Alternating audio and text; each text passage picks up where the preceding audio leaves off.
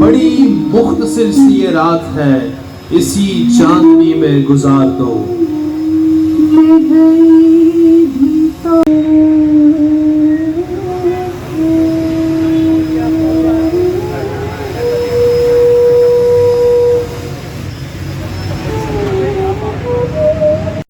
مجھے اپنے روپ کی دھوپ دو کہ چمک سکیں میرے خال و خط، مجھے اپنے روپ کی دھوپ دو کہ چمک سکیں میرے خال و خط، مجھے اپنے رنگ میں رنگ دو، میرے سارے زنگ اتار دو۔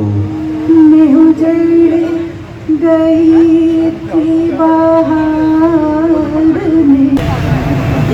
آواز نہیں جا رہی۔ آپ میڈیا والوں سے ریکویسٹ ہے کہ ایک دفعہ اس کا ایشو تھا تو وہ سوٹ آؤٹ کر کے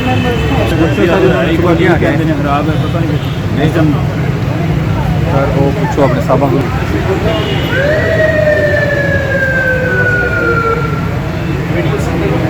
کبھی ملے فرصتیں میں دل سے بوجھ اتار دوں، تمہیں جب کبھی ملے فرصتیں میں دل سے بوجھ اتار دوں، میں بہت دنوں سے رات ہوں مجھے کوئی شام ادار دو، میں بہت دنوں سے رات ہوں مجھے کوئی شام ادار دو۔